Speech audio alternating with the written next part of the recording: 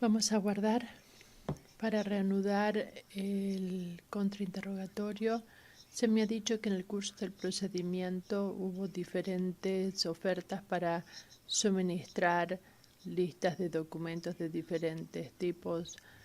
Entendemos que el tratado que habíamos solicitado ya consta, ya se ha ofrecido, pero también, según recuerdo, la demandante iba a ofrecer una autoridad legal sobre una disposición jurídica sobre quién determina, por ejemplo, el resultado de una diferencia sobre límites, y también la demandada iba a enumerar otras autoridades que serían pertinentes y seguramente otras cosas de índole similar, pero les voy a pedir que traten de recordar qué es lo que se comprometieron a suministrar y vamos a hacer lo propio aquí. En su debido momento se lo vamos a mencionar para atención de todos ustedes si algo faltase. Tras decir esto, estamos preparados para reanudar el contrainterrogatorio. Sí, señor presidente. Intérpretes, taquígrafos. Permítanme recordarles que tengo una pregunta pendiente sobre la licencia social. Cuando termine el tema me lo hace saber. Sí, ya lo sé. Ahora voy a hablar sobre...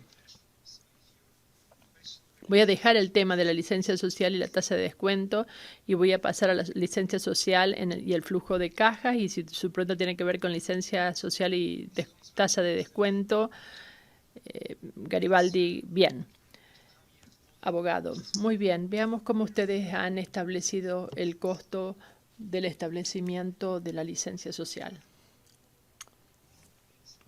Antes de hacerlo, usted sabrá que IMC firmó acuerdos con las comunidades de Santo Domingo y Laxanga, ¿correcto? Sí.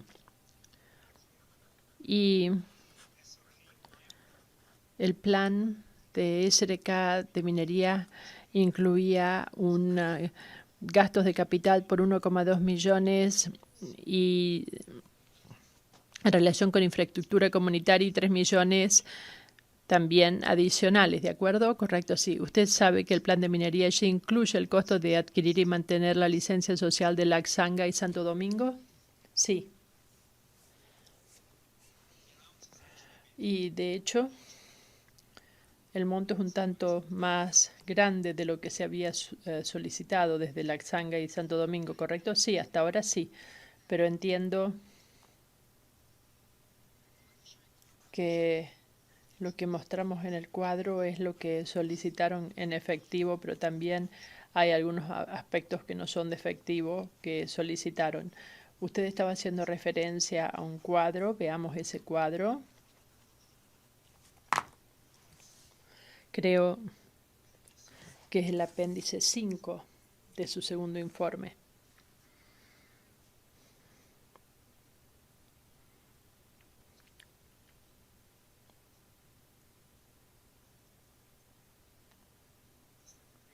¿Es el cuadro al cual usted hace referencia? Sí. Bien.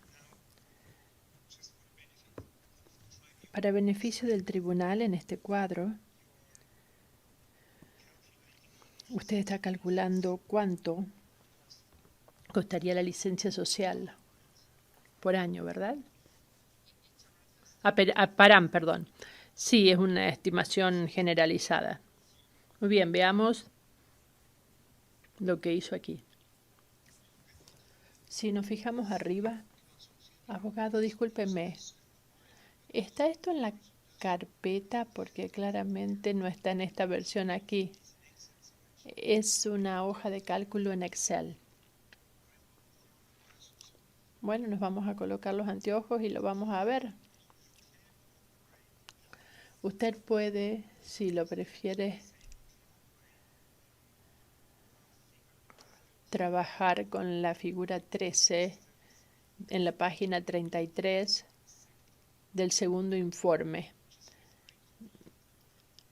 de Alex Partners. Le digo que se fije en la segunda planilla los números son iguales y esto habla de los números subyacentes. Muy bien.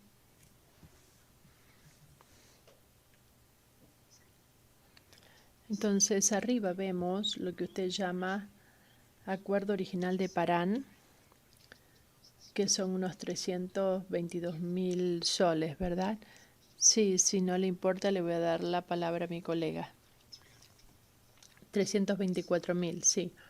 Y esto sería aproximadamente 96.000 dólares estadounidenses, sí. Y este formulario es parte de la solicitud de Parán, que es de aproximadamente 1.000.000 de soles, ¿correcto? Sí. Y si nos fijamos en el separador para la revisión de documentos, podemos ver que el monto, los 324.000 soles, provienen C60, C61 y C62, ¿correcto? Sí.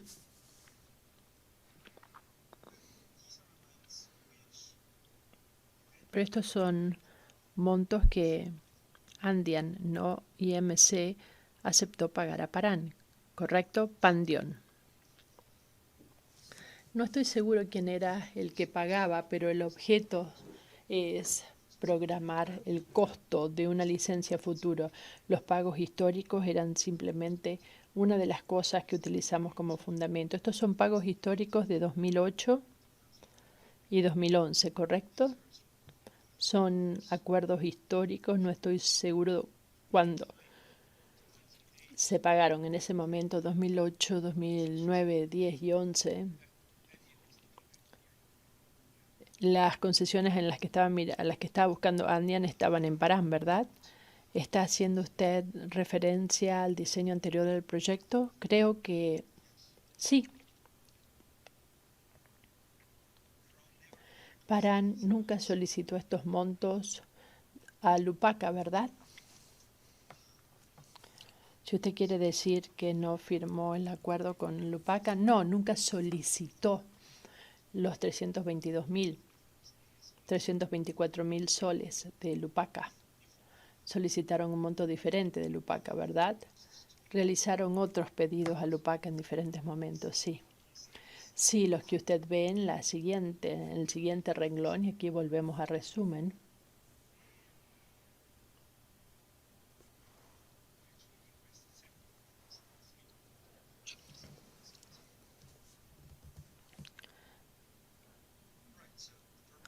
En realidad habían solicitado 700.000, no 324.000. Bueno, sí, la idea era enumerar aquí todas las solicitudes. Y usted los suma independientemente de si Parán o no lo pide a Lupaca. Aquí sí, porque estamos realizando un ejemplo ilustrativo de lo que podría ser el costo. No estamos aquí estimando con claridad la fuente. Tomamos los montos históricos y los sumamos como monto indicativo. Podemos acordar que Parán le pidió a Lupaca 700.000 soles, aproximadamente representativo de 200.000 dólares, sí.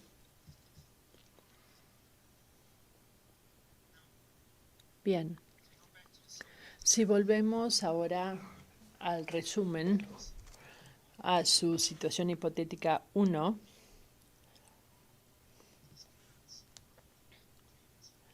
a la solicitud anterior, usted en realidad agrega otro pago único, y para entender lo que usted está haciendo, usted está calculando un promedio entre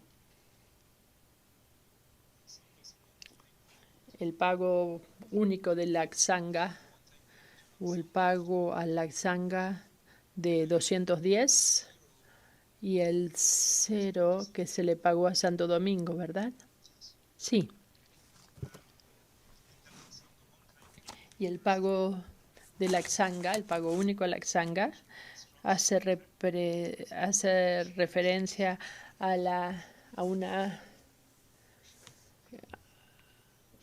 construcción de un grifo y de un reservorio de agua y también festivales nacionales, ¿correcto? A ver, creo que muestra en la página si Paran nunca hizo esas solicitudes a Lupaca. ¿Estará usted de acuerdo conmigo? Perdón, no entiendo sus preguntas. Estas son solicitudes de Laxanga a Lupaca, no de Paran a Lupaca. Correcto. Y creo que en el resumen anterior lo mencionamos como Laxanga. Entonces no deberían estar aquí incluidos, es lo que está solicitando Paran. Bueno, los abogados nos pidieron que nosotros calculáramos esto sobre la base de las solicitudes de Paran, Laxanga y Santo Domingo para establecer el precio de la licencia social. Entonces usted sumó todas las cifras que encontró para llegar al número máximo. Si bien Lupaca ya pagó algunos de estos montos a Laxanga y Santo Domingo. Yo no lo diría en esas palabras. Tomamos la información disponible en el expediente para estimar lo que costaría la licencia social. ¿La licencia social de Paran? Sí, de Paran en particular. Bien. Y usted agrega las exigencias de Laxanga, si bien Paran solamente pidió 700.000 soles por adelantado, ¿correcto? Correcto, con el entendido de que Paran podría solicitar algo más sobre la base de lo que recibieron otras comunidades. Veamos ahora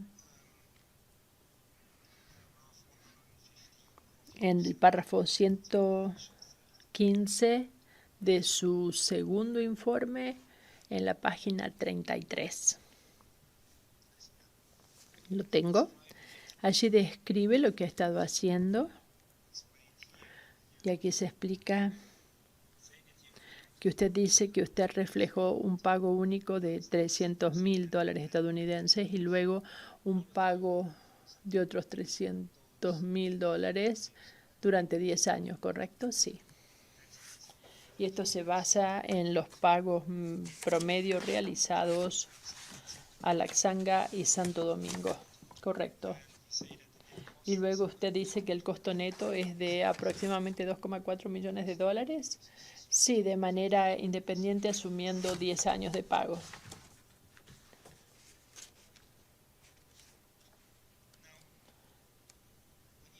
Cuando usted dice que usted calculó estos costos de manera independiente,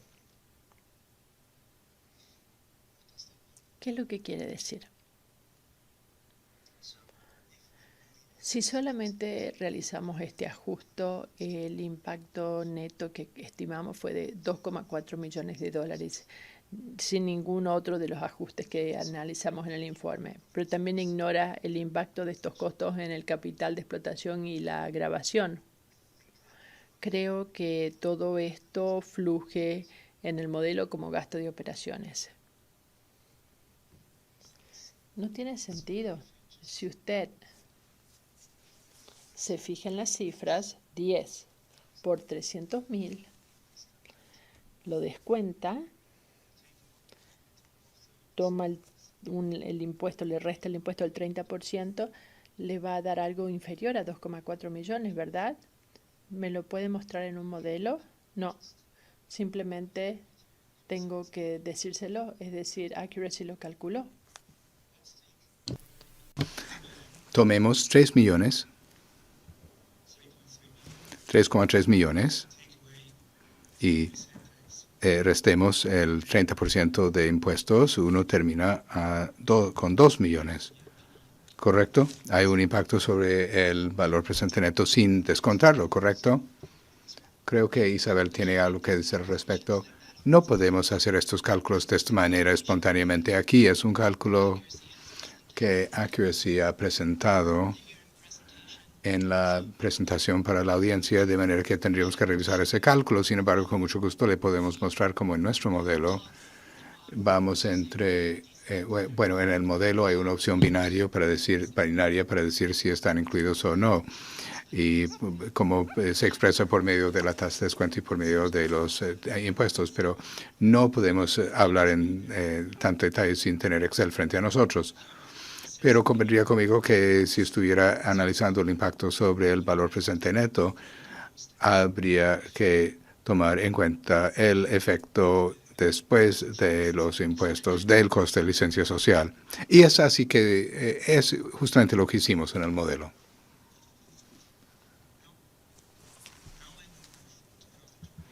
Ahora sí voy a pasar a otro tema, señor Garibaldi. Muchas gracias.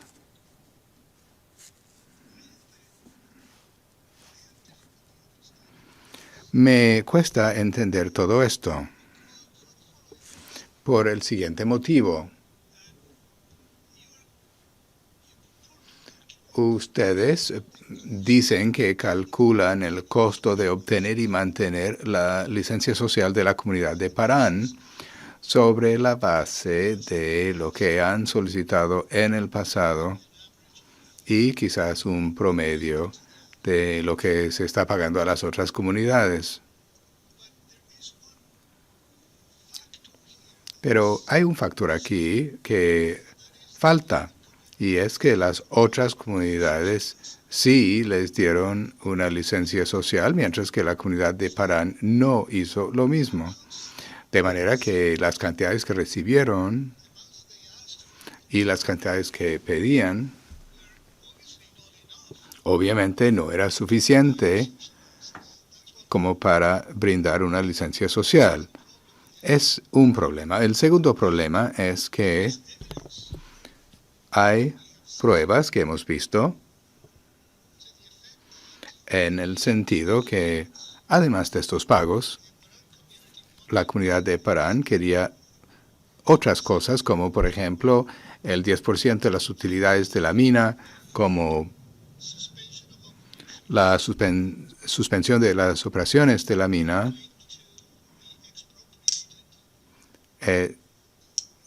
sostuvo que estuvo expropiada y en última instancia querían operar la mina ellos mismos y operaron la mina ellos mismos. Es un segundo problema. El tercer problema es que hemos escuchado testimonio y argumentos que plantean que realmente no hay límites a lo que puede exigir la comunidad de Parán a cambio de otorgar la licencia social.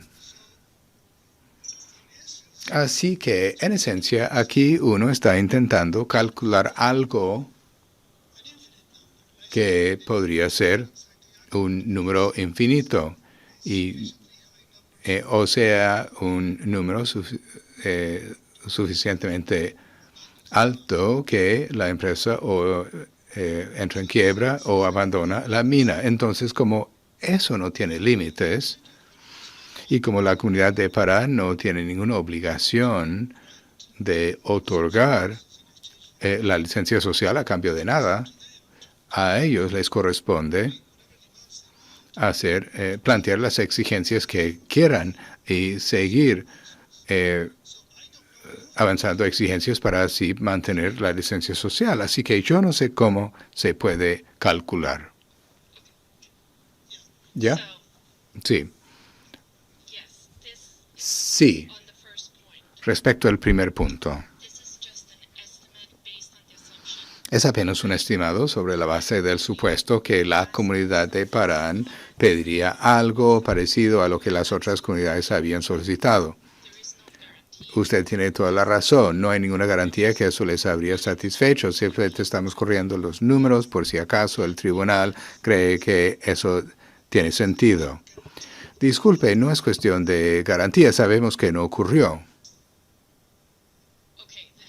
Muy bien. Entonces yo no me basaría en esos cálculos.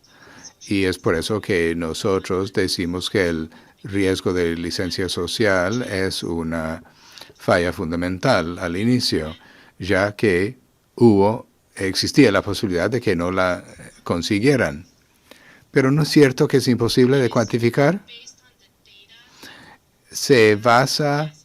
Basándose en los datos que tenemos, sí es muy difícil. Pero ellos sí consiguieron la licencia social de las otras dos comunidades y luego, basado en la evaluación o de KPMG o PwC, no me acuerdo en este momento, asignaron a la mina un valor de 13,4 millones con el bloqueo y todo. Entonces, pues como declaró la señorita Dufour, es cuestión de tiempo. Tal vez podrían esperar o tal vez aún si hubieran esperado no se iba a dar. O sea, los inversionistas tienen tres opciones de esperar, irse o vender. Entonces, si era cuestión de algo específico a Lupaca, tal vez no había valor justo de mercado, pero como usted dice, conseguir la licencia social de Parán podría llevar a que el valor tenga un valor de 0. Si yo tuviera acceso a toda la información, sería cuestión de entender de la comunidad y de entender de parte de Lupaca que podría hacerse todavía desde una perspectiva de la evaluación. ¿Cuánto costaría? Y sobre la base del costo, si aún así sería rentable operar la mina. Pero esto sucede todo el tiempo en las empresas. Pensemos, por ejemplo, en los sindicatos. Quieren recibir el máximo pago posible, pero a la vez uno entiende que uno llega a un cierto punto cuando, por lo que están pidiendo, el negocio ya no sería rentable, de manera que los beneficios que recibirían del negocio, bueno, las dejarían de percibir. Entonces, una parte de conseguir las licencias sociales es hacer eso, y tenemos una lista de los elementos recomendados, y uno es comprender algunos de los beneficios. No es la misma situación, ya que los sindicatos están sujetos a restricciones jurídicas. La negociación obligatoria, renegociación obligatoria, pero aquí no hay ningún límite. Según lo que hemos escuchado, le corresponde del todo a la comunidad de Parán decir sí o no, o cuál es el precio que quieren que se les pague a cambio de la licencia. Muy bien, entonces el inversionista es el que tiene la carga de intentar convencer a la comunidad de Parán, como hicieron en forma exitosa con Santo Domingo y con Laxanga, de que sí hay un beneficio para ellos. Lo pudieron hacer para 2 de las comunidades, pero no para la tercera. Bueno, puedo pensar en otras posibilidades, pero esa no es el área de experticia. Esa es mi pregunta. Muchas gracias.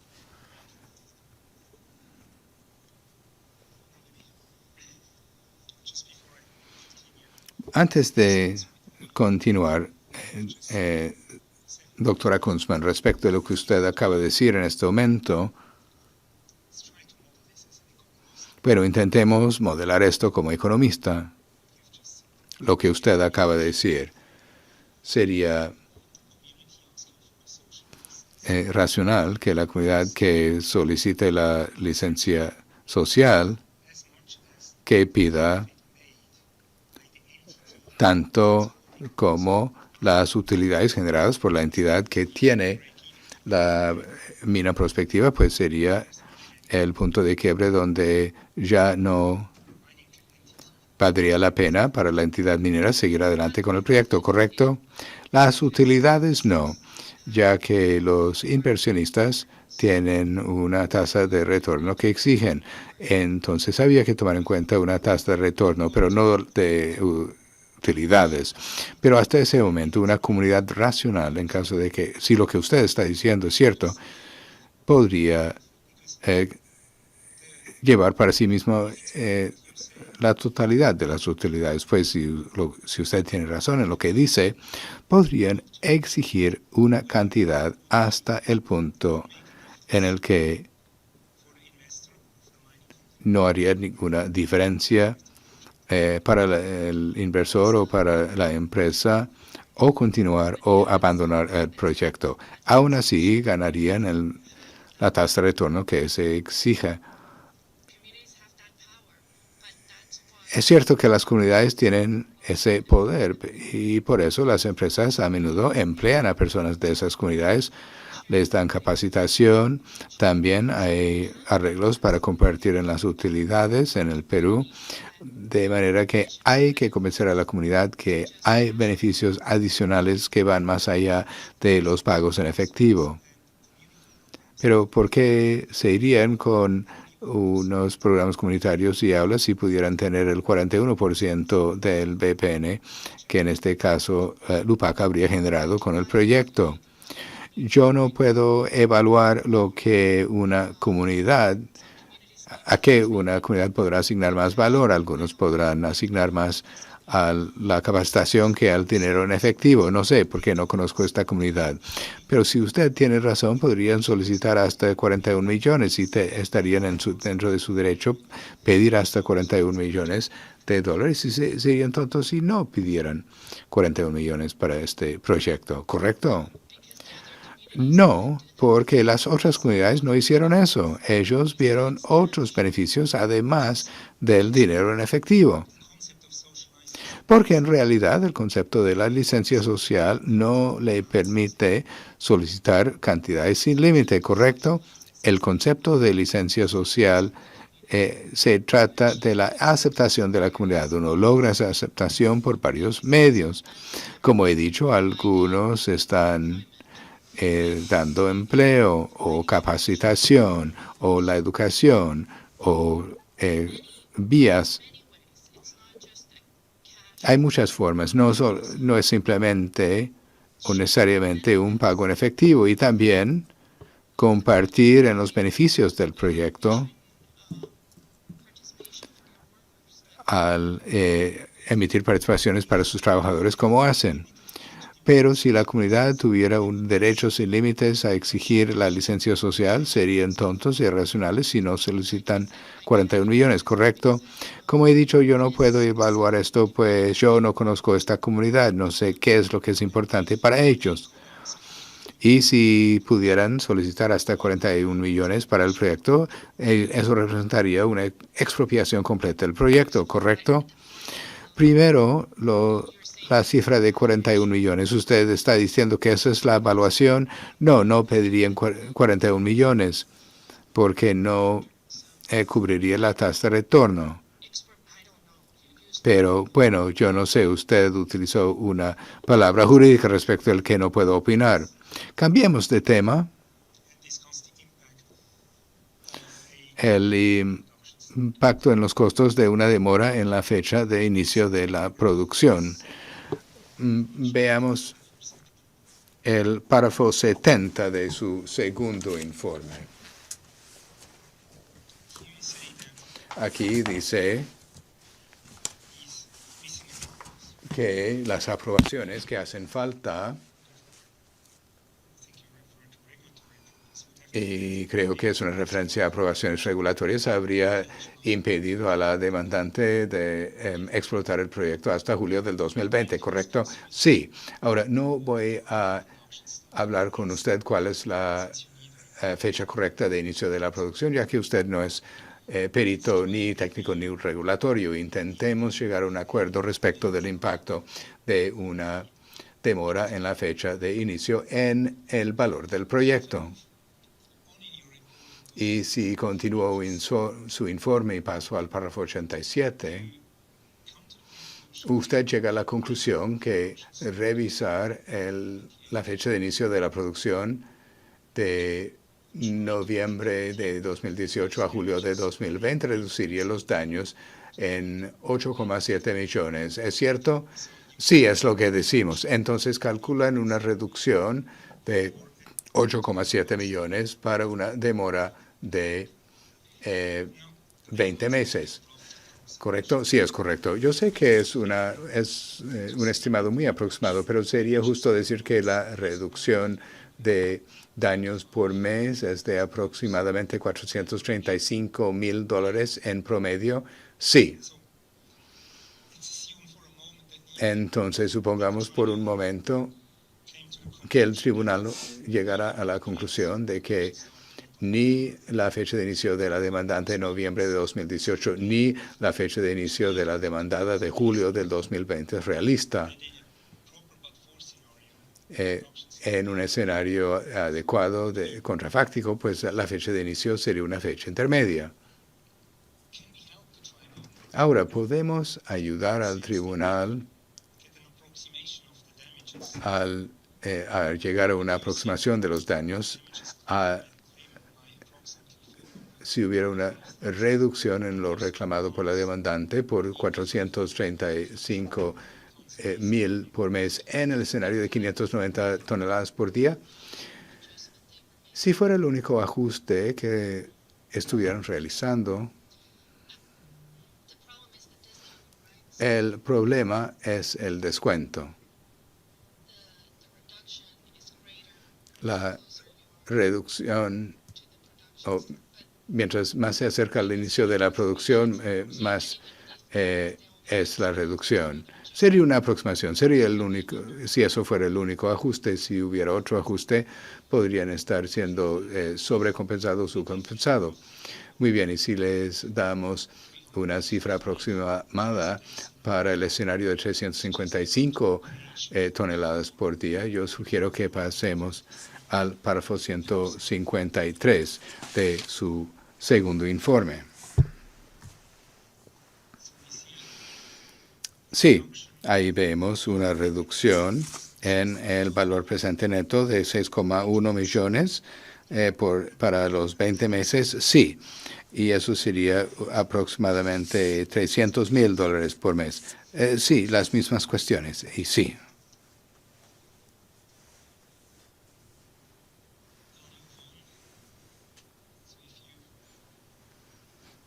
Voy a continuar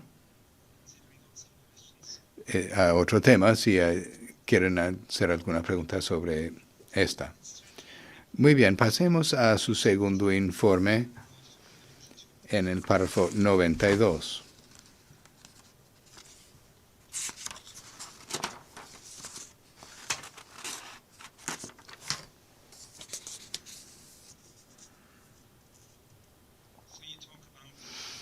Aquí dice, o habla del programa extendido de producción de Micon. Sí, y usted dice, entendemos, y después dicen que ese programa se hizo solamente para este arbitraje.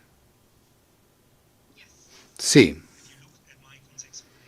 ¿Ha visto la explicación de Micon con el que explica este programa extendido de producción? Sí.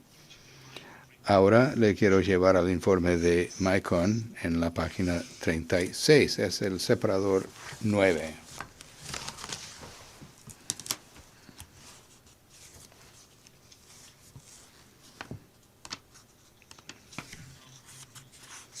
El párrafo 111.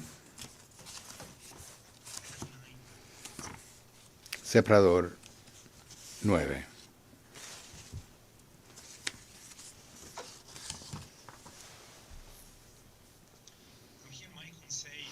Aquí Micon dice o explica que Red Cloud asumió o supuso un periodo de producción de 6 años, similar a la vida de la mina en la EEP, pero luego en la revisión de Micon mostró que existía la posibilidad de al menos 8 años de producción a una tasa sostenida. ¿Lo ve? Sí. Si pasamos al párrafo 93 de su informe, segundo informe,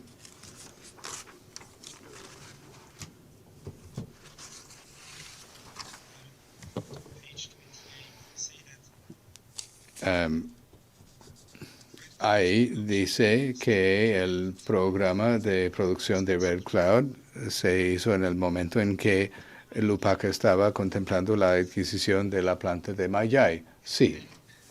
Y luego usted continúa diciendo, en esencia, que la previsión de Red Cloud es una base más creíble para la estimación de daños y perjuicios que el programa revisado de producción que improvisó Micron.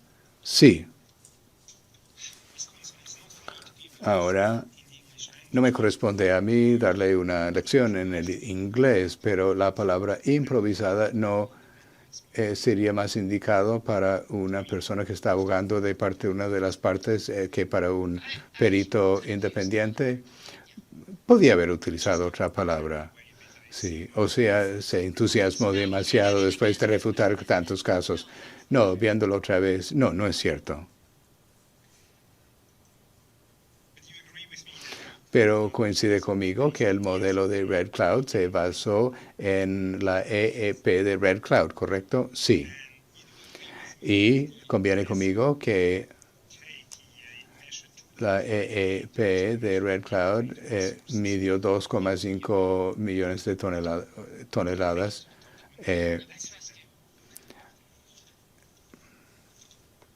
en medidas de recursos medidos e indicados en el IA. Sí, yo confío en lo que dice. Ahora pasemos al informe de Micron en el cuadro 5.13.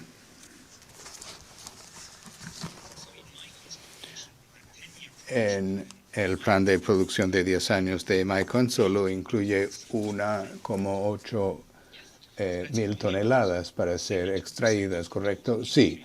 O sea, es apenas el 72% de los recursos indicados, ¿correcto? Bueno, confío en lo que usted dice. Sí, el 1,8 comparado con 2,5. Sí, entonces existía la posibilidad de ampliar aún más la planta de producción, ¿correcto? Sí, pero eso se sabía en el momento en que se armó el modelo de SRK de Red Cloud. Eso no cambió. Todavía Invicta no lo consideró en un modelo de ese escenario. Solo hicieron el modelo de este escenario para el arbitraje. Bueno, en la práctica usted no espíritu sobre la minería y si la producción llega a su final y hay más recursos para extraer, entonces tendría sentido que una empresa minera prorrogara el programa de producción, ¿correcto? No lo sé, depende cuánto costaría extraer ese recurso adicional y cómo están los precios en ese momento, no lo sé. Y no es algo que Invicta contempló en el momento, no fue sino hasta este arbitraje que surgió este modelo. Muy bien, si volvemos a su párrafo 96 de su segundo informe,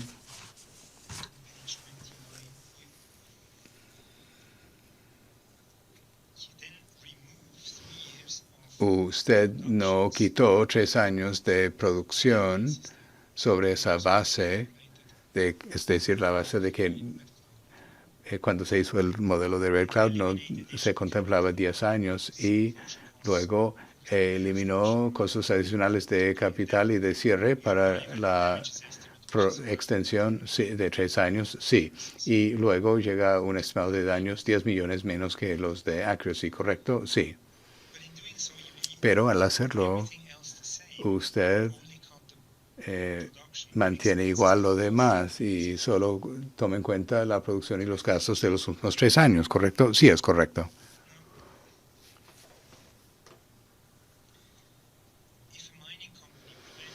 Ahora, si una empresa minera anticipará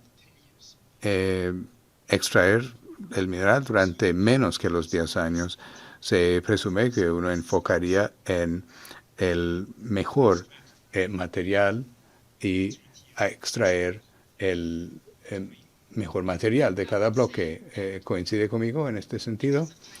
Yo diría que por el valor del dinero en el tiempo uno siempre quisiera hacer eso, o sea, extraer la parte más rentable de la mina primero, independiente de los otros factores. Un perito minero podría estar en desacuerdo respecto a eso, pero si uno extrae el mineral de alta ley, temprano eso incluiría la ley, aumentaría la ley de corte, ¿correcto? Sí. Y también habría ahorros adicionales comparado con el plan de mina de 10 años en CAPEX, ya que no habría necesidad de traer el desarrollo hasta los márgenes del depósito. Son preguntas técnicas. Idealmente, el informe de Micron se habría presentado en la primera ronda. Habríamos hecho estas observaciones y ellos habrían ajustado su modelo a 7 años y habrían explicado esas cuestiones. Simplemente observamos que lo ampliaron por 10 años. Y esta fue la mejor manera en que podríamos aproximar lo que sería si uno quitara los últimos 3 años.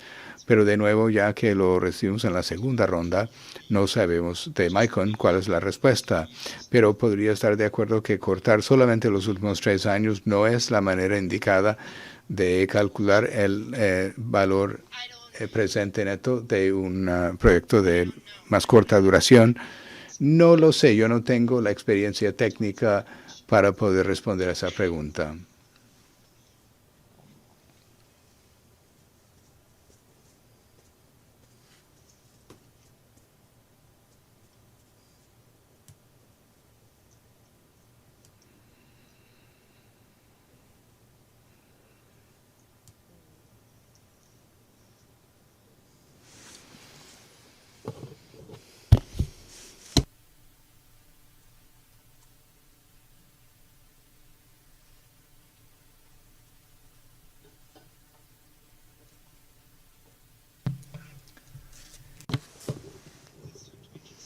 Ahora vamos a hablar de los intereses. Coincidiría conmigo que el TLC requiere una tasa comercialmente razonable, sí, y convendría conmigo que esta tasa no sería una tasa libre de riesgo, ¿correcto? Sí, es correcto. Ahora, usted sugirió los bonos del Tesoro de Estados Unidos y el SOFR como un reemplazo adecuado para LIBOR, ¿correcto? Dijimos que el tribunal podría tal vez querer contemplar esos dos, ya que se va desapareciendo el LIBOR, o sea, se está dejando de utilizar el LIBOR, por eso dijimos que a lo mejor les interesa usar SOFR o los bonos de tesoro de Estados Unidos. ¿Qué otros tribunales han hecho para incluir una tasa comercialmente razonable en sus laudos? Bueno, pasemos a la presentación de Accuracy de esta mañana. Es la diapositiva 54.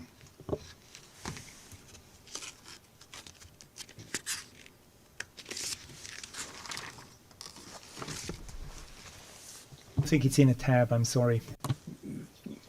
Disculpe, pero vieron la presentación esta mañana. Slide 54. 54. La diapositiva 54, pero solo va hasta 48. Disculpe, 39. Disculpe la confusión.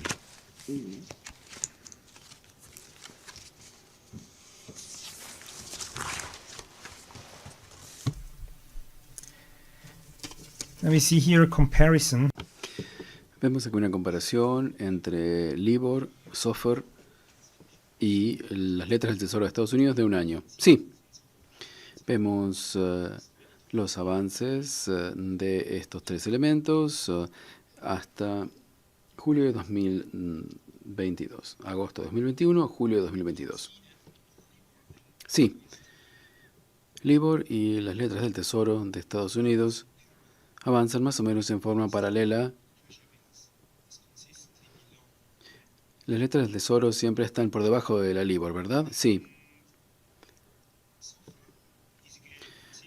SOFR está muy por debajo de las letras del Tesoro de Estados Unidos. Sí.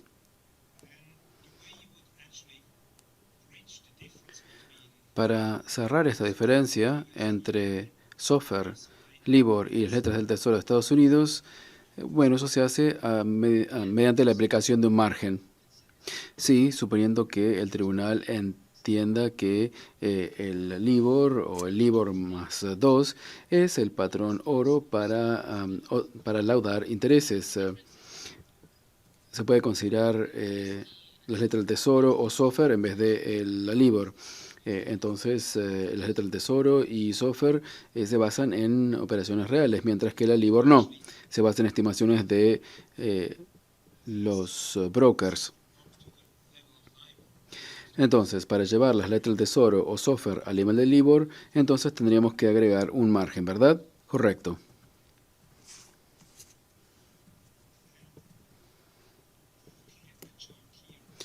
En esta gráfica, sé que es un ejercicio poco exacto el que estamos haciendo, pero bueno, lo que tendría sentido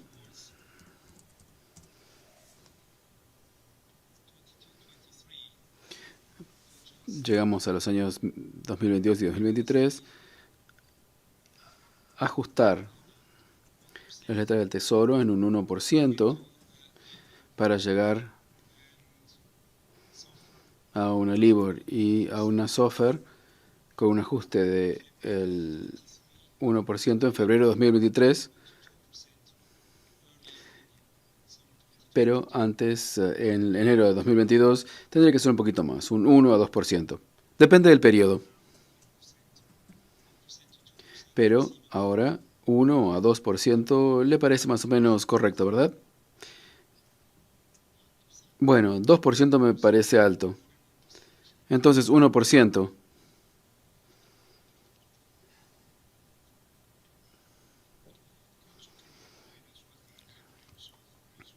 ¿Qué significa SOFR?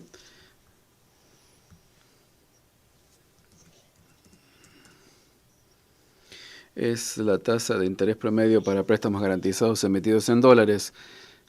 Seguramente nuestros peritos económicos pueden explicarlo mejor. ¿Es una tasa federal? Federal, sí. Para hacer un ajuste de la letra del Tesoro o el SOFR al LIBOR, se podría utilizar más o menos un 0,75 a un 1%. ¿En el momento actual? Sí, en el momento actual. Pero en el momento anterior más, ¿verdad? Esto depende con qué quiere decir usted en el momento anterior.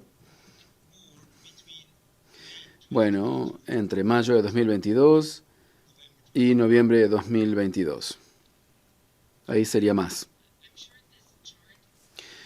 Este gráfico seguramente tiene datos subyacentes en los apéndices con las cifras. Sería más fácil ver eso y hablar de cifras exactas en vez de tratar de aproximar los valores aquí, porque tampoco aquí tengo la grilla.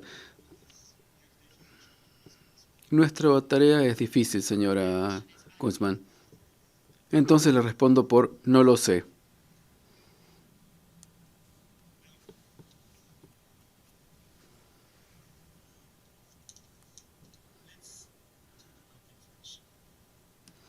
Vamos a hablar de la inflación.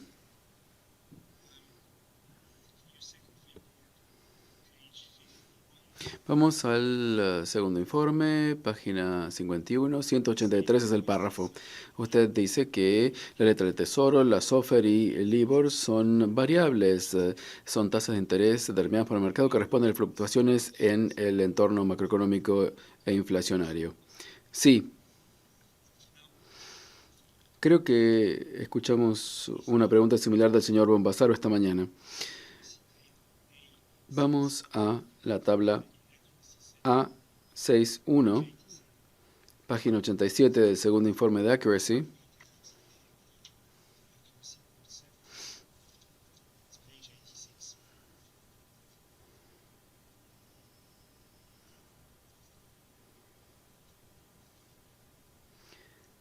Está en el separador 6, si van a ver los separadores.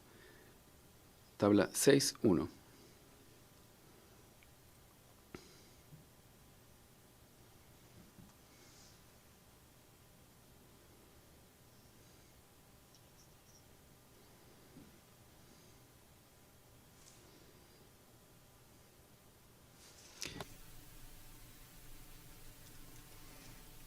I'm there. Yes. Have you members? It's page 86 of Accuracy's second report. Page 87, sorry. Which is at tab 6. Page 87, sorry.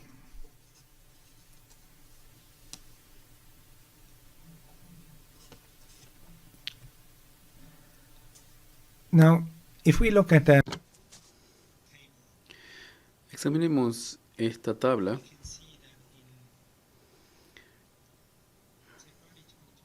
Veremos que a inicios de 2021 la inflación subía por encima de la tasa LIBOR, más 2 por sobre la letra del Tesoro y más 2 sobre SOFR. ¿Lo ve? Sí. Y entonces la inflación era bastante más alta que LIBOR más 2 o letras del Tesoro más 2. No he recibido compensación por inflación en mis cuentas corrientes.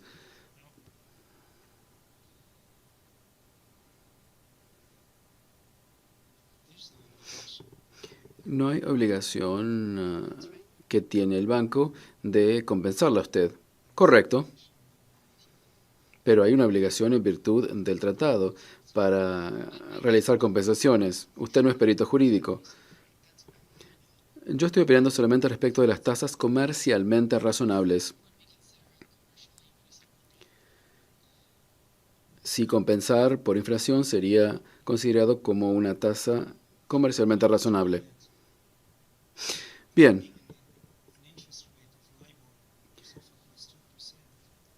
Una tasa de interés de LIBOR o SOFR más 2%, entonces significaría que la tasa de interés real es negativa, ¿verdad? Sí. Hemos tenido tasas de interés negativas durante mucho tiempo. Perú tendría todos los intereses de no pagar el laudo porque la suma pendiente bajaría con el transcurso del tiempo, en términos reales. No sé si Perú haría ese tipo de cálculo y si esa sería la forma en que Perú trataría de generar deuda. Sería menos costoso utilizar otros mecanismos para obtener financiamiento. No sé si esa sería la forma más eficiente, es decir, la demora en el pago de laudos. Página 88, tabla AC2. Aquí hemos graficado, Accuracy ha graficado LIBOR más 4 y UST más 5. Sí. Y estaría de acuerdo conmigo en que estas dos tasas están más en línea con la inflación, ¿no es cierto? Bueno, son superiores a la inflación. Es un periodo bastante largo, de diciembre del 19 a febrero de 2022.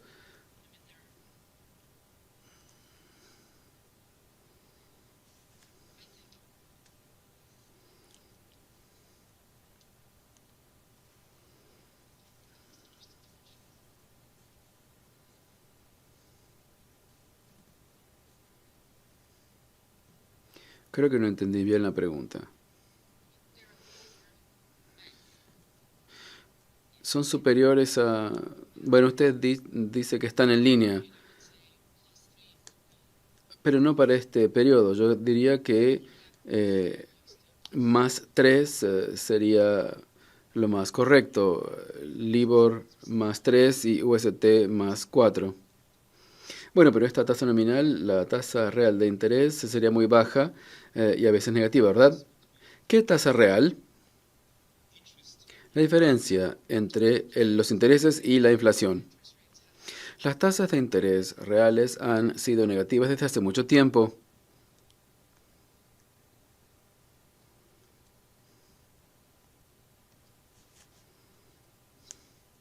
No tengo más preguntas, señor presidente, en el contrainterrogatorio. Muchas gracias. ¿Algún segundo interrogatorio? Sí, señor presidente. Seremos breves. Señor Kuzman, la contraparte le preguntó algo que dice en su CV en el sentido de que se había contratado sus servicios para refutar la reclamación sobre daños y perjuicios. ¿Usted recuerda que usted incluyó en su informe las instrucciones recibidas por los abogados de Perú? Sí. ¿Podría indicarnos dónde están esas instrucciones reveladas? Sería más fácil si usted me dice dónde está. Está en el párrafo 5, si la memoria no me falla, de su primer informe. Sí.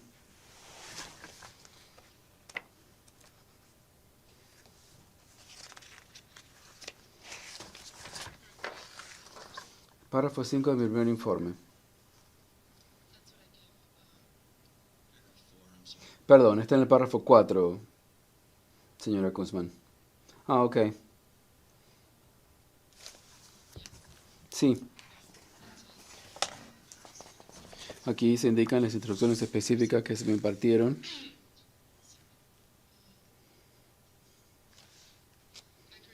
Accuracy presenta sus opiniones en una pericial de fecha 1 de octubre de 2021 que está ajustada al memorial de la demandante. Los abogados nos dijeron que examinemos ese informe y ofrezcamos nuestra opinión pericial en cuanto a la medida de sus cálculos y si son una medida correcta de los presuntos daños y perjuicios como resultado de las medidas indicadas por la demandante. Muy bien, no tengo más preguntas.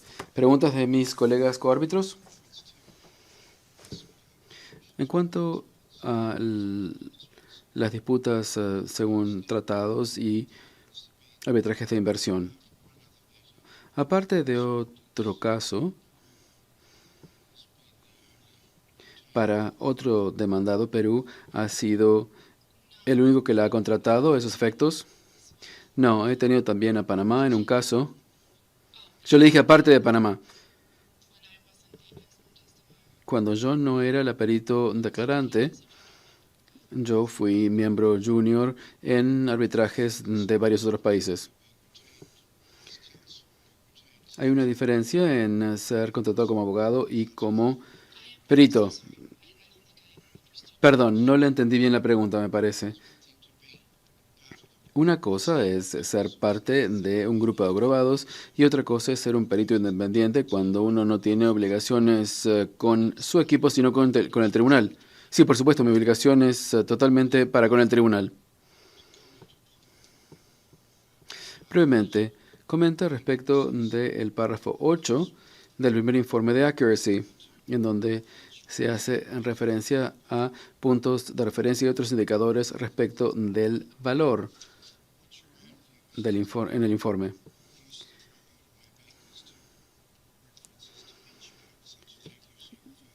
¿Qué utilización le podría dar el tribunal a esta referencia a los puntos de referencia a los que hace referencia Accuracy? No creo que sean válidos, lo explico en mi informe por diferentes razones.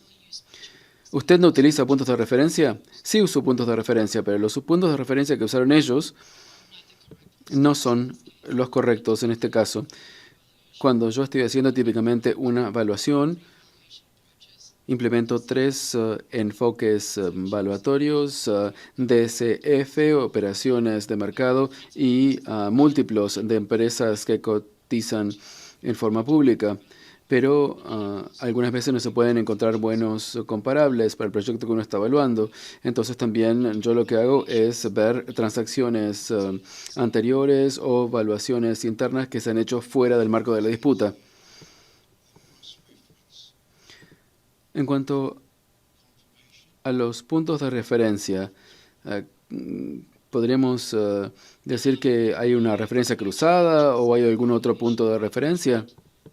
Bueno, yo ajustaría mi valoración. Yo trataría una transacción o una empresa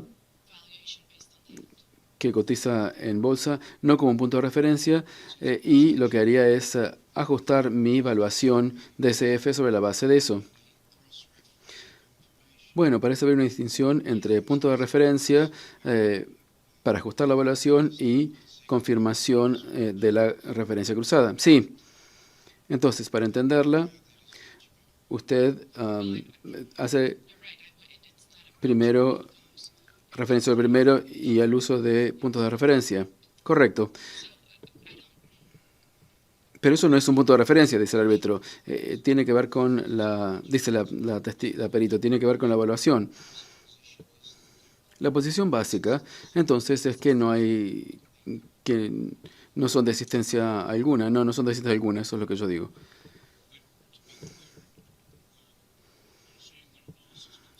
Usted dice que no son de ayuda porque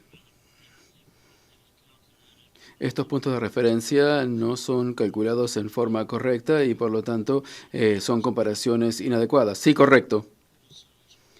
Pero usted no cuestiona la práctica bastante común de procurar una evaluación utilizando diferentes metodologías y después ver cómo esas metodologías se comparan entre sí. ¿Diferentes métodos aparte del DCF? Sí. Sí, así es, correcto. Esa es una técnica común en su campo, ¿verdad? Claro, es lo que estaba diciendo. Yo lo llevo aún más allá. No consideraría eso un punto de referencia, sino mucho más que eso. En su experiencia, ¿sí se hacen en general las cosas?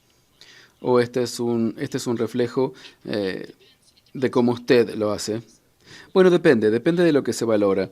Usted está tratando de aplicar un valor justo de mercado. Se trata de decidir qué haría un comprador y vendedor hipotéticos en ese mercado específico. Típicamente en el mercado, los inversores, si utilizaran solamente DCF, bueno, uno también utilizaría solamente DCF, pero si utilizarían los tres métodos, aportes diferentes, entonces uno utilizaría también esos tres. Si utilizan el enfoque de costos, solamente el enfoque de costos. Uno estaría tratando de reflejar lo que hace ese inversor hipotético y no la opinión personal de cómo yo haría las cosas. Muy bien, gracias.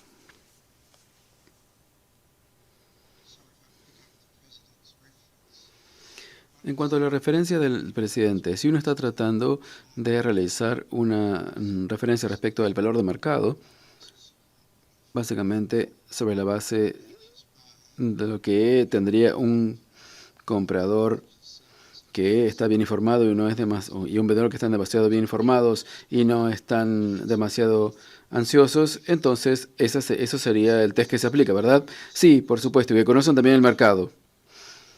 Entonces, las cosas varían en los negocios debido a la acción de la otra parte.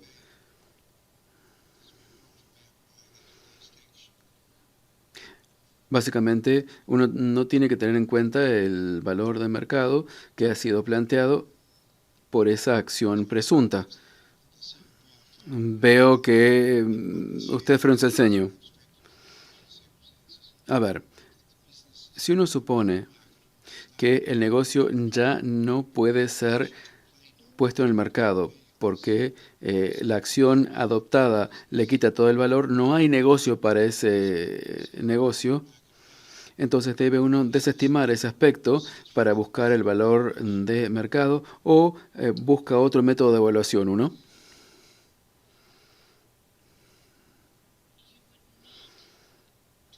Sería preciso entender si el motivo de ese fracaso es específico respecto de ese titular o del negocio en sí. Si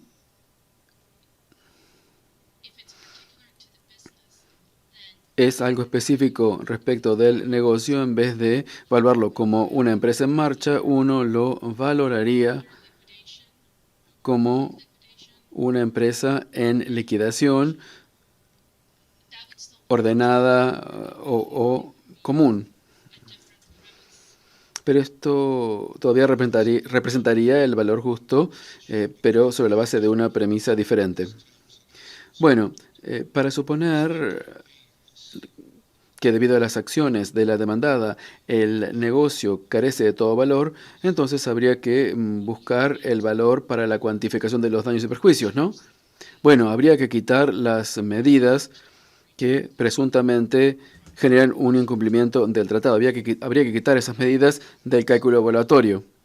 ¿Se ha hecho eso en este caso? Se eliminaron más de esas cosas. Ellos eliminaron más elementos que esos. Supusieron que hubiesen obtenido, que hubiesen podido comenzar la producción, aunque por motivos que no tenían nada que ver con las medidas, las demandantes no hubiesen podido iniciar la producción.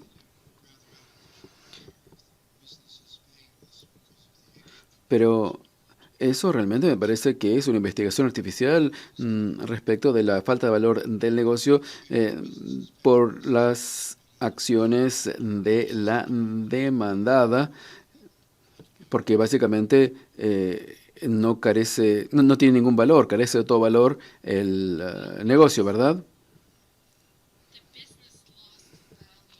El negocio perdió el valor totalmente en el escenario real,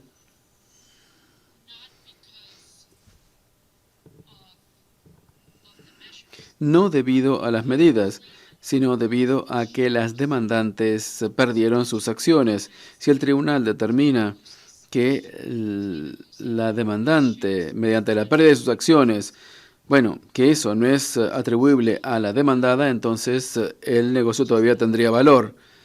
Son esos 13,4 millones que estimó PwC. Pero si no, sería cero.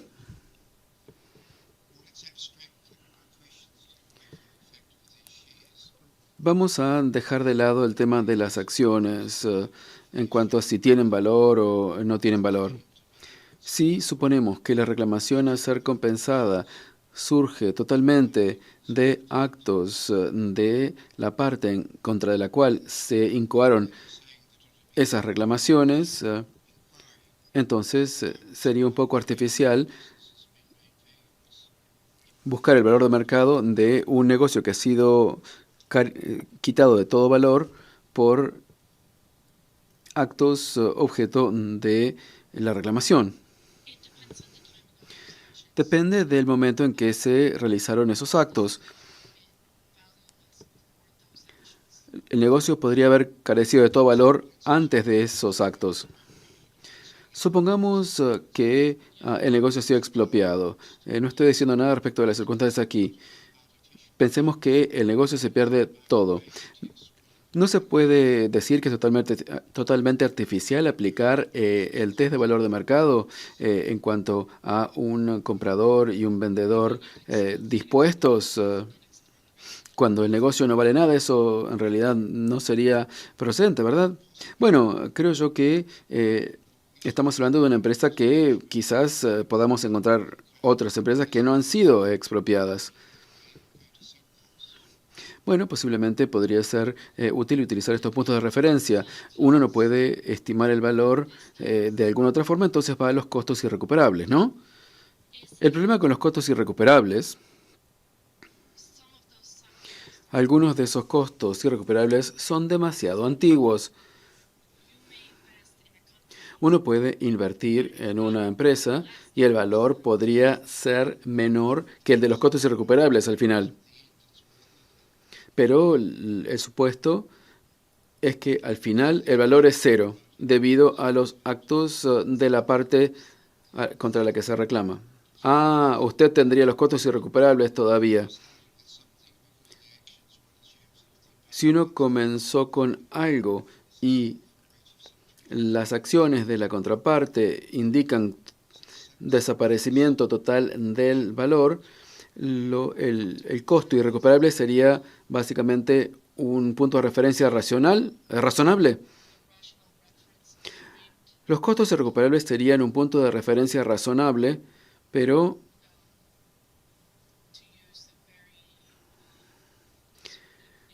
yo sería muy cuidadosa en utilizar una tasa de referencia conservadora. Bueno, pero no estoy hablando de tasas de interés.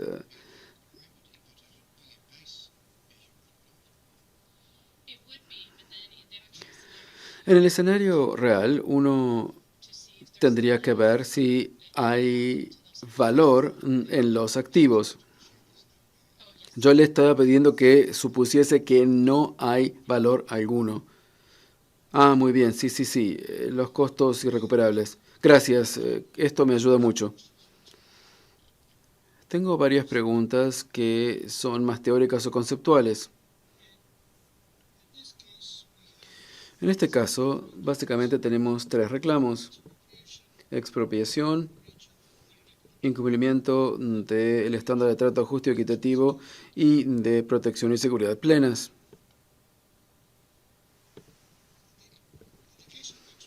En el caso de la expropiación, el estándar es el valor justo de mercado a una fecha adecuada. Eso es lo que han hecho ustedes y también lo que ha hecho Accuracy. Ambos informes, independientemente de las deficiencias que puedan tener, intentan determinar el valor justo de mercado del activo a la fecha de evaluación, ¿verdad? Sí.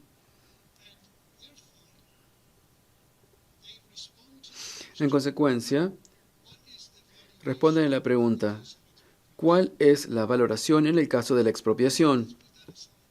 Bien, dejemos eso a un lado. Tenemos otras dos reclamaciones. Olvidémonos ahora de la expropiación. Hagamos de cuenta que no existe.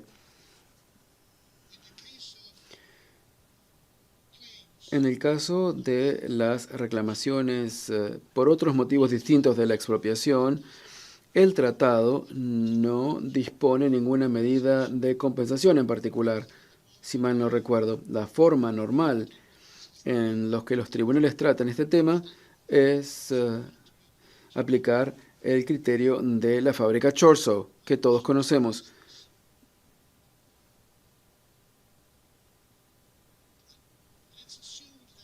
Supongamos que solamente hay dos reclamaciones. Una por incumplimiento de trato justo y equitativo y otra de incumplimiento del criterio de seguridad y protección plenas. El estándar de compensación sería el de la fábrica Chorso, es decir, compensación plena, es decir, colocar a la demandante en la misma posición en la que se encontraría si el incumplimiento no hubiese sucedido. ¿Qué cambiaría, si es que cambiaría algo, en su evaluación ante esta situación hipotética que le estoy planteando?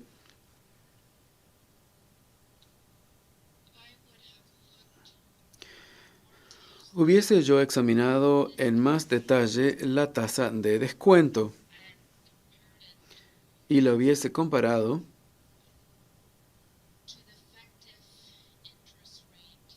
con la tasa de interés efectiva en el préstamo de PLI, incluida esta participación en los beneficios que aumenta mucho el valor. La tasa de descuento es una tasa específica a Lupaca, entonces hubiese aumentado mi tasa de descuento para que tenga un valor superior al del costo de la deuda, porque típicamente así es.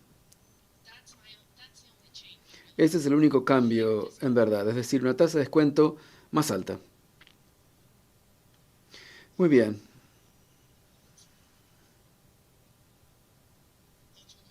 No tengo más preguntas, gracias.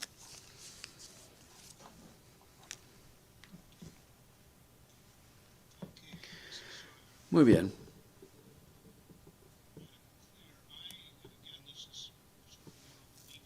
Tengo una pregunta más de carácter jurídico, pero quizás sea algún tema que ustedes conocen. Yo había entendido la posición doctrinaria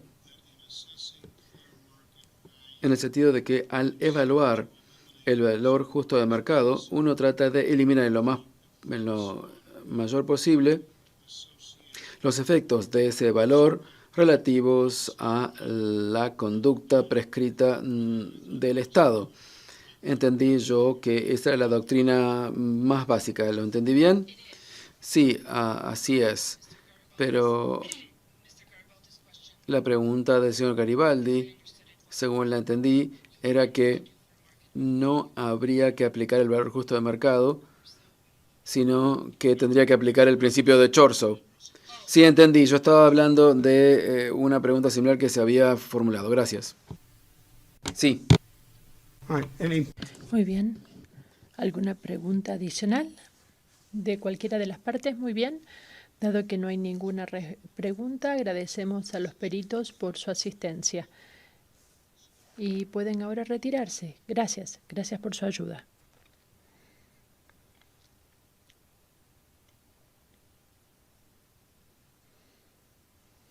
Muy bien. Ustedes recordarán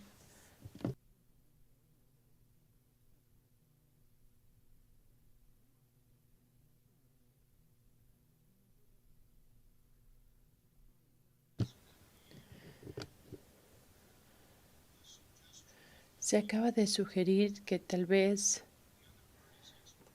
podamos invitar a los peritos de la otra parte para responder a la pregunta que el árbitro Garibaldi formuló. ¿Es esto aceptable para las partes? Sí, claro que sí. Muy bien, caballeros, los invitamos a regresar al estrado, thought you were free. cuando ustedes pensaban que habían quedado libres.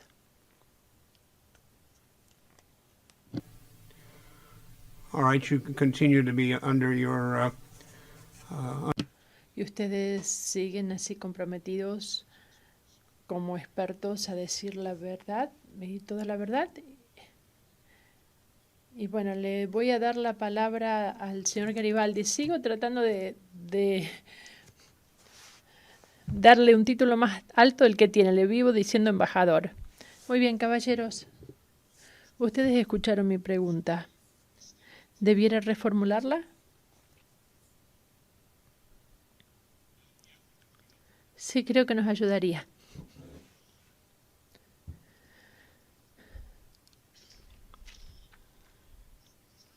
Según entiendo, la evaluación de ambos expertos se basa en el valor justo de mercado, que es la medida de los daños y perjuicios en un caso de expropiación. La expropiación es uno de los 3 reclamos básicamente incoados en este procedimiento. Dejémoslo de lado por un momento. Los otros 2 reclamos, el de incumplimiento de trato justo y equitativo y el incumplimiento de seguridad y protección plenas, según recuerdo,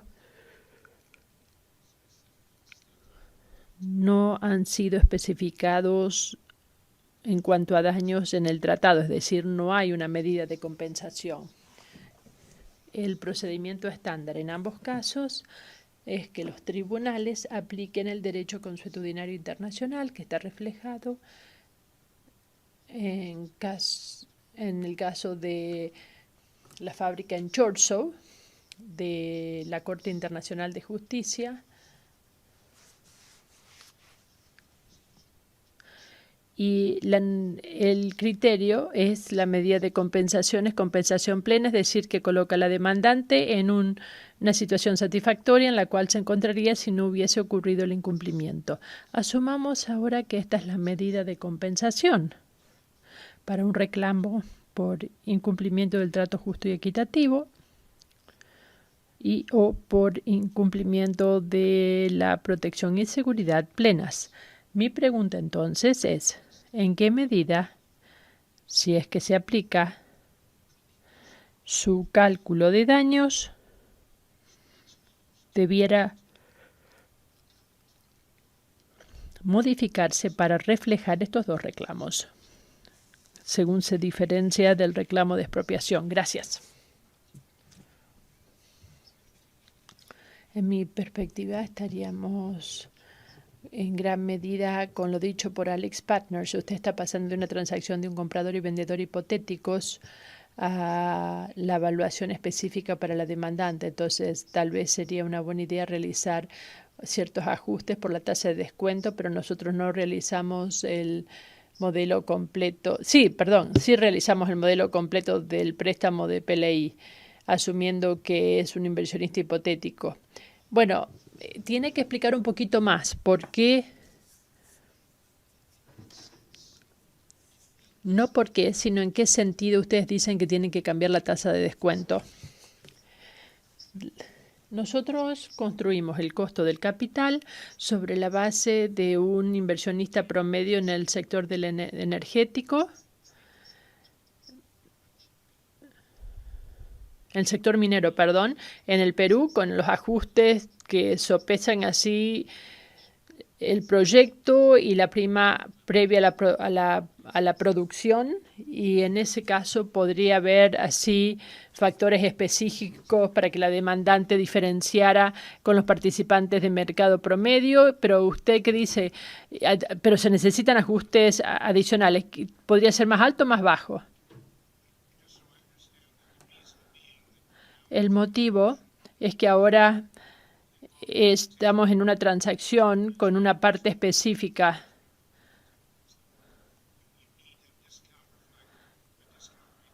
Entonces, una tasa de descuento que refleja esto para una parte en particular, las características de esta parte en particular, ¿correcto? Sí. Sí, pero ya no estamos en una situación de transacción, sino que estos beneficios tienen que ver con la demandante, se devengan para la demandante en una situación contrafáctica por los incumplimientos. Gracias, caballeros, una vez más. Ahora sí, quedan liberados. Gracias.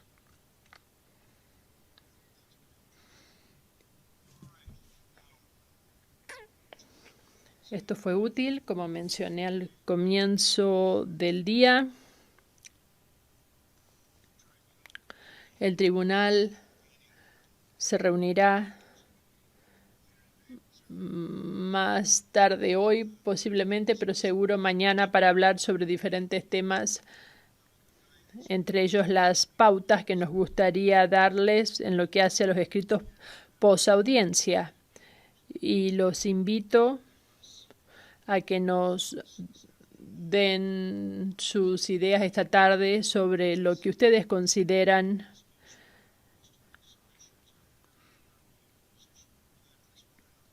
lo más útil. Yo sé que el cronograma es un tanto diferente a lo que habíamos previsto. Demandante, claro que sí, demandada. Una vez más, quiero dejar en claro que simplemente estamos viendo para ver cómo nos pueden ayudar para crear la resolución o el orden que vayamos a crear sobre los escritos posteriores a la audiencia. Entonces, a ver qué es lo que tienen para decir la demandante. Gracias, señor presidente. Usted anteriormente habló de la naturaleza de los escritos posaudiencia y también contar con nuestros comentarios, y hablamos con la otra parte. ¿Qué es lo que ellos consideraban? Nuestra postura es bastante clara.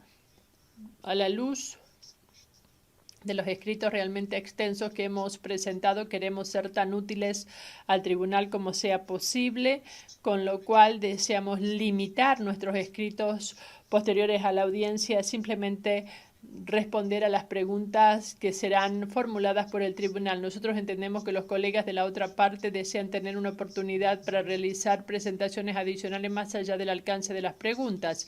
Nos oponemos a ello, dado que esto exigiría un derecho de respuesta, lo cual agregaría más al tiempo y al costo de estos procedimientos.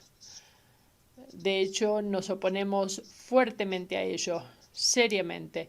Pedimos limitar la respuesta a las preguntas del tribunal. Gracias. Gracias, quedó muy en claro. Demandada. Gracias, señor presidente. Previendo esta pregunta, ayer compartimos con nuestros colegas de la otra parte nuestras ideas en lo que hace los escritos posteriores a la audiencia, en lo que hace a la naturaleza y la extensión. Puedo decir lo siguiente, que creemos que tenemos que tener dos partes. En primer lugar, responder a las preguntas del tribunal, y la segunda parte debería ser una parte abierta para que la parte decida qué es lo que se desea mencionar para atención del tribunal, pero concentrándonos en las pruebas que han surgido la semana pasada y hoy. Ustedes recordarán, señor presidente, esto es algo que ya habíamos mencionado en nuestra audiencia preliminar. Creemos que esto será necesario, en especial a la luz de la decisión del tribunal de no tener argumentos de clausura. Permítame interrumpirlo. Cuando usted dice información adicional, pruebas nuevas, no, simplemente lo que surgió en la audiencia. Y con respecto al comentario del abogado de la otra parte, una segunda ronda, nosotros no creemos que una segunda ronda de escritos posteriores a la audiencia sea necesaria. Y como ya lo sabe el tribunal, no es poco común tener solo una ronda de escritos posteriores a la audiencia. Y esta es nuestra preferencia. En cuanto a la extensión, ayer hablamos con el abogado de la otra parte para tener alrededor de 50 páginas, 17.500 palabras, pero también indicamos que esto también depende de la cantidad de palabras que hayamos recibido del tribunal, dado que si hay muchas preguntas, 50 páginas tal vez no sean suficientes. Y en último lugar, en lo que hace a la fecha, habíamos sugerido que estas presentaciones se realicen con fecha máxima 30 de junio. Estas son las principales partes de nuestra propuesta que le hicimos también al abogado de la demandante ayer. Permítanme preguntarle al abogado de la demandante qué es lo que opina en lo que hace a los 17.500 palabras y la fecha. Tengo una sospecha de que debido a algunas de las preguntas del tribunal tal vez necesitemos algo más. Pero ¿es esto congruente con lo que usted estaba pensando, dejando de lado lo que el tribunal podría o no preguntarle? ¿Es esto congruente con sus ideas? Señor presidente, yo creo que es una pregunta bastante difícil de responder. No tenemos ni idea cuáles serán las preguntas. Nos gustaría ayudar tanto al tribunal como sea posible, entonces confiamos plenamente en que el tribunal nos puede ofrecer un límite, un número de páginas suficientes que esté de acuerdo con las preguntas que se van a hacer. Entonces dependemos del tribunal al respecto. Muy bien, muchas gracias. Permítanme preguntar a mis colegas si tienen alguna observación que deseen formular. Nada en lo que hace al árbitro Garibaldi. Perdón. Abogado de la demandante. Un intercambio único simultáneo cubre su primer comentario. Sí, pero si se limitase a las preguntas del tribunal, entonces estaría totalmente bien. Pero si ellos luego van a argumentar puntos más allá o a raíz de las pruebas que han surgido en esta audiencia, nos oponemos a ella porque no queremos una segunda ronda. Pero no habrá una segunda ronda si es un intercambio simultáneo. Sí, señor, pero para fines de equidad queremos poder responder y esto extendería aún más el procedimiento. Muy bien. Yo estaba esperando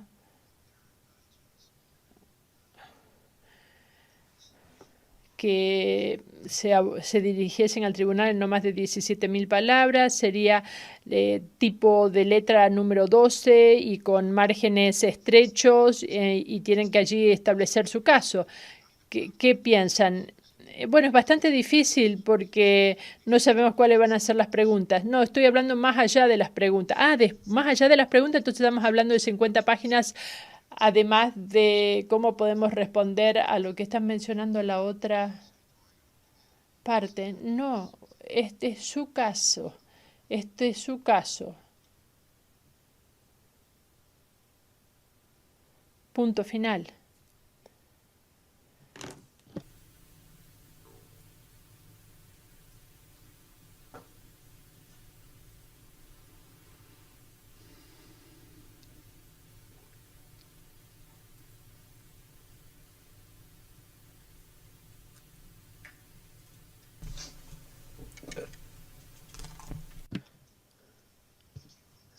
Gracias, señor Griffith. Si es así, entonces yo creo que la forma de proceder tal vez sería con un límite de páginas para todo. Porque 50 páginas simplemente para lo que ha surgido en esta audiencia parece ser mucho. No son preguntas que han surgido de la audiencia, sino dar la oportunidad de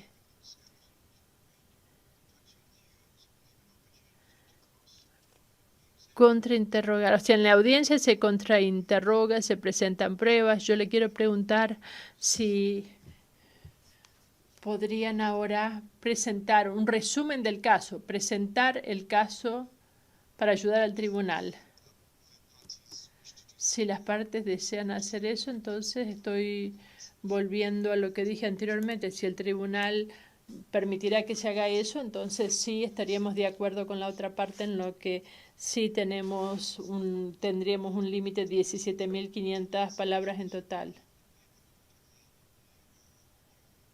Y también en este caso tendríamos un plazo a finales de mayo, no junio. No los queremos perseguir durante el verano. Tienen todo allí, ¿no es suficiente? Esto depende de la naturaleza de las preguntas, porque parte del equipo no estará disponible. Pero su deber es estar disponible. Hay una audiencia que tenemos en las próximas semanas. Depende de la naturaleza de las preguntas. Si las preguntas no se refieren al conocimiento de algunos de los miembros del tribunal, finales de mayo estaría bien. Bueno, ¿podrían comprometerse a finales de mayo? Sí, claro que sí. La última pregunta que tengo es si las partes estarían conformes en tener un laudo, pero no incluir costas para luego dejar esto para una presentación posterior una vez que sepan cuál es la decisión. El tema de costas, ¿qué quiere decir? Que tal vez no sea necesario esperar el laudo para... Es decir, si tenemos un mes después de nuestros escritos posteriores a la audiencia, tendremos allí todos los informes contables y podríamos suministrar datos, la información, pero si el tribunal luego decide que necesita un informe evaluatorio conjunto, en ese momento podríamos presentar una segunda evaluación de costos como complemento de la primera, pero estamos en manos del tribunal. Si ustedes prefieren una presentación sobre costas después de que ustedes emitan el laudo, podemos hacerlo. Con mucha frecuencia, las costas muchas veces dependen de si un reclamo prevalece o no. Entonces, no tiene sentido argumentar costas sin saber cuál es la proporción de la asignación, con lo cual podrán realizar presentaciones sobre costas según cada cambio que se puede incorporar. Creo que el tribunal hablará y hubo algún intercambio entre las partes sobre la secuenciación, los plazos. No. Bien, el tribunal lo analizará y les ofrecerá el beneficio de nuestra sabiduría. Pero simplemente voy a terminar esto diciendo que lo que ocurra en estos escritos posteriores a la audiencia, no necesitamos escuchar una vez más el motivo subyacente de sus casos. Ya los escuchamos, los conocemos y no necesitamos que se repita.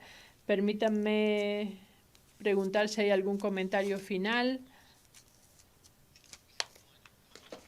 Tenemos una solicitud y tiene que ver con el tema que mencionó el tribunal el cuarto día, pero también más temprano hoy, sobre las piezas probatorias que tienen que ver con la autoridad que resuelve las disputas entre las comunidades campesinas y ustedes nos pidieron una respuesta y es algo que podemos hacerlo oralmente, lo podemos hacer por escrito, hablamos con los abogados de la otra parte hoy, entonces simplemente quiero saber cómo desean ustedes que abordemos este tema y esto es para responder a la pregunta del señor Garibaldi. Yo entendí que ustedes nos iban a entregar un documento donde se veían autoridades legales adicionales que ustedes habían considerado pertinentes para este tema con una explicación de por qué, en su opinión, eran pertinentes. Entonces lo interpreté mal. No, es correcto. Usted nos había dicho que hablemos con el abogado de la otra parte, lo hicimos y tenemos un acuerdo o no. Analizamos el documento en el curso del día. De hecho, hay dos documentos. Hay una ley que está siendo suministrada y con la cual estamos de acuerdo. Y también hay una decisión judicial que se considera pertinente. Pero no nos oponemos a que se incluya, si así lo desea la otra parte. Bueno, entonces, ¿por qué no propongo que se incorporen estas pruebas? No sé si hay algo por hablar aquí. Sí. Sí, algo adicional, señor presidente. Se nos entregó esto a mitad de mañana. No estamos en una situación en este momento de decir que esto responda plenamente la reglamentación o la ley sobre el tema de la demarcación y no sabemos si hay algo más por agregar. Simplemente nos queremos reservar el derecho de consultar a la otra parte sobre si se necesita presentar alguna autoridad adicional y si la otra parte está de acuerdo, podemos proceder con una lista para el tribunal. Muy bien.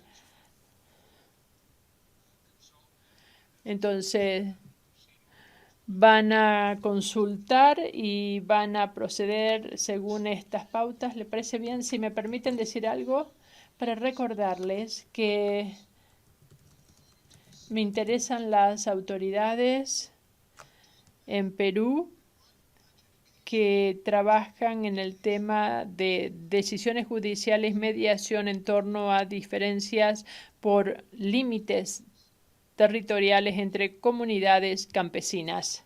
Gracias, quedó muy en claro. Gracias, claro.